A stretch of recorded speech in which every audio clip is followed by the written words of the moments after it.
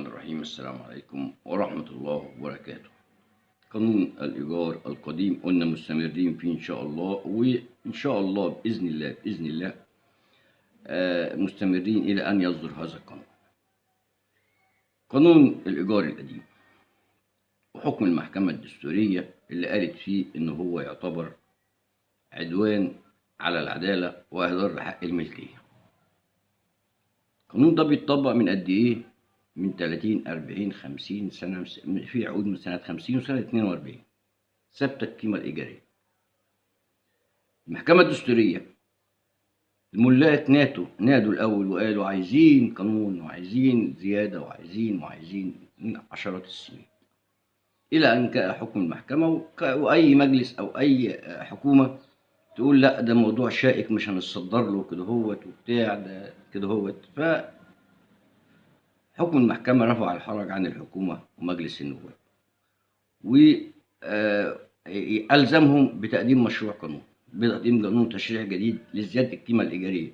مجلس النواب بدوره قال لك لا، احنا مش كل شوية يجي لنا حكم محكمة دستورية عليا، لا احنا هنخلص الموضوع خالص إن شاء الله، وهنصدر قانون شامل بموضوع قانون إيجار الأماكن القديمة. طيب، قانون عمل للناس ذعر، وكل واحد مع عقد إيجار كان مستأجر بيجي يسأل هيطبق عليا زيادة مش هيطبق عليا زيادة، طب الزيادة تبدأ من إمتى؟ ده بالعقد دوت يطبق عليه الزيادة أو ما يطبقش الزيادة. الملاك برضو نفس الحكاية، بيسألوا عايزين القيمة الإيجارية تزيد. فحصل بين الناس بلبلة وأقاويل كثيرة جدا جدا، وكل واحد مالك بيسأل هل الزيادة دي من حقه وهي قد إيه وهتطبق إمتى. برضو نفس الكلام للمستأجر، عايز يعرف الإيجار بتاعه هيبقى قد إيه. قانون عانى فيه ناس كتيرة جدا جدا، أنين من العذاب، أنين الملاك يشكوا مستأجرين، قال لك احنا دفعنا خلوات واحنا عملنا واحنا وضبنا، ده خد حق الشقة أكتر من كذا، وخد الشقة بقت لنا تمليك، والقانون اداهم وضع إن هم ملاك. هم استفادوا والمالك عانى وتوفى، والورثة بتوعه بيعانوا ويتقوا. المستأجر الأصلي اتكل على الله توفى، جه الابن عنده شقة وعنده عمارة وعنده اتنين، قاعد برضه في نفس المكان عشان القيمة الإيجارية والموقع والكلام دوت حاجة رخيصة، فقعد. واحد مش محتاجها تاني قفلها وقال لك أنا بدفع إيه. واحد تاني راح يساوم المالك عشان يشتري منه بتمن بخس، وعذاب. والمستأجر يقول لك احنا عايزين نترمي من الشارع، انتوا عايزين ترمونا في الشارع، احنا ما بنرميكش في الشارع، احنا بنقول لك في زياده قيمه ايجاريه مش قادر تسيبها. الدوله قالت انا هوفر لك شقه ورجع الحق لاصحابه.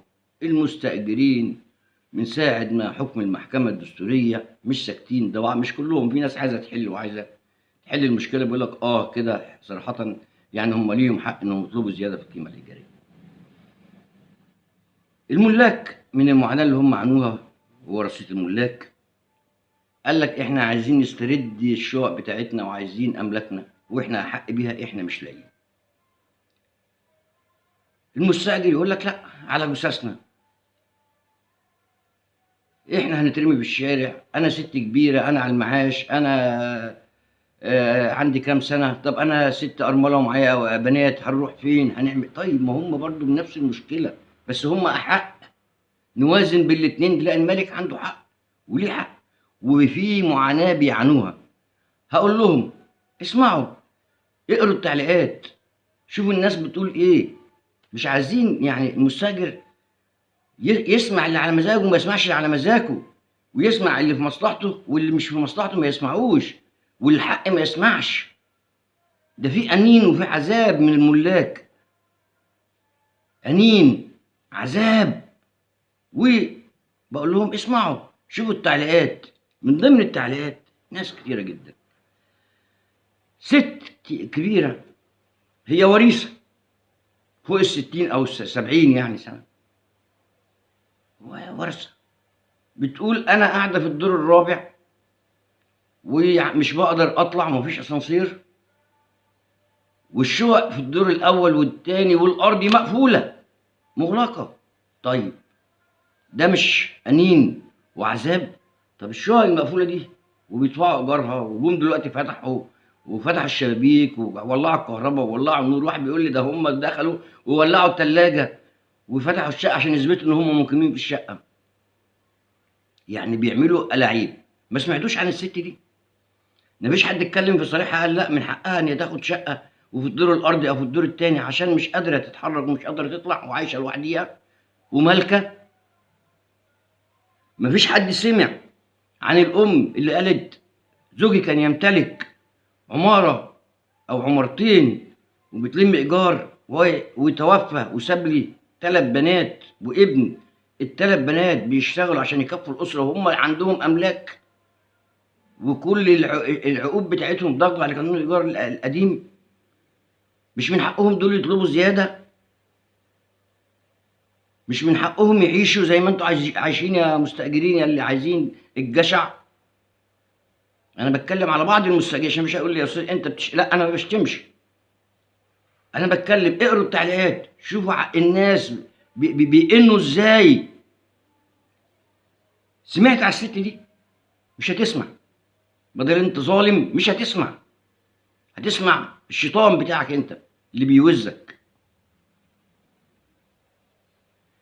ست عندها 3 أولاد وابن، تمتلك في أحد المحافظات، وعلقت قالت بضطر أشغل أولادي البنات وهم بيتعلموا وابني بيشتغل عشان نكفي نفسينا عشان العمارتين اللي سابهم من زوجي مالهمش أي لازمة في القيمة الإيجارية.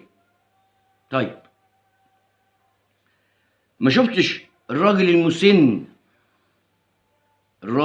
المسن المريض اللي عنده أملاك وعايز يشتري علاج وأحد ورثة الملاك ومعهوش يجيب علاج وفلوسه بيرميها له في المحكمة وممنوع يخش العمارة وممنوع يخش شقة، وعايز العلاج، عايز فلوس عشان يجيب علاج، عايز يعالج نفسه يتمرد. ده انت يا اخي يا مستأجر، ده انت حتى لو ملوش عندك حاجة وعارفه ساعده لوجه الله. ما سمعتوش عن الناس دي؟ طبعا ما بتسمعوش. ما سمعتوش عن مالك او احد ورثة المالك قاعد في حجرة وهو عنده شقق على النيل؟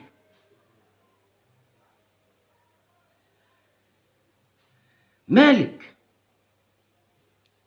عنده عمارتين 3 هو ورثة ووريث مش هنقول مستأجر، وأجر والده أجر والدنيا غليت والإيجار ما بيجيبش حاجة، يعمل إيه؟ سكن في أوضة في حي شعبي، حياة شعبية محترمة ما فيهاش أي حاجة، بس يعني وقبلوا إن هو يجي وجابوا له أوضة وقعد ومش قادر ياخد ويروح اللي يقول له أنا رميت لك الفلوس على كذا في المحكمة وروح هنا وروح هنا. ما شفتوش الراجل المسن دوت؟ ما شفتوش الراجل المسن ده عايز يجيب علاج مش قادر يجيب علاج؟ مالك على الورق فقط والملاك هم المستأجرين. ده عذاب وأنين. سمعتوا عنه؟ ما سمعتوش. سمعتوا عن مالك أحد الورثة عايز يجوز ابنه وعنده عمارة فيها 20 شقة فيها 8 أو 9 شقق مغلقة وبيدفعوا له الإيجار في المحكمة، مش محتاجينها. مش محتاجينها. سمعتوا عن الناس دي؟ وابنه عايز يتجوز مش قادر يعمل حاجة. قصص. اقروا التعليقات وشوفوا المعاناة اللي بيعانوها الناس، وبعدين الاخر تقول لي يا استاذ انت عايز ترمينا في الشارع، انت عايز احنا كبار السن، احنا على المعاش، احنا بناخد مرتب كذا، احنا دفعنا خلوات، احنا دفعنا كذا. ولا كل الكلام ده كلام. زي ما هو انت بتعانوا هم بيعانوا اكتر. انت ل4 حيطان قاعد فيها هو مش لاقي حاجه المالك. فكان اقل حاجه يزيد القيمه الايجاريه المحكمه الدستوريه العليا. انما مؤتمرات ومناوشات ومش هيطبق القانون وعلى جثثنا وكل كلام باطل باطل باطل باطل باطل باطل. اسمع المعاناة وشوف أنين الملاك وعذابهم، ويمكن قلبك يخش في الرحمة. وتقول انا عندي شقه مغلقه. يا عم لا، هو اولى عشان ربنا هيحاسبني. لا يا عم، انا اروح اتفاهم مع المالك وادي له ايجار، يعني مش لازم يعني بسعر السوق دلوقتي، تلات ارباع السوق هيرضى. لا انا هروح اصلح وضعي مع المالك. لا انا مش محتاج الشقه دي، هديها له. لا يا عم انا مش هشتري منه بتمن البوكس عشان كده حرام. يتحرك الضمير عشان يرجع الحق لاصحابه. مستمرين معاكم. دي بعض الحلقات انا بقدمها عن انين وعذاب وقهر ملاك الوحدات السكنيه والمحلات اللي متأجرة من الباطن، واللي الراجل الملك ما يقدرش يتكلم ومش عارف يثبت مين اللي قاعد في المكان دوت، والشقق اللي متأجرة من الباطن. الملاك الظلموا ظلم جامد جدا جدا جدا. يا مجلس يا نواب، انظر للمعاناة ديت وشرع قانون يرجع حق أو جزء من حق الملاك. شكرا.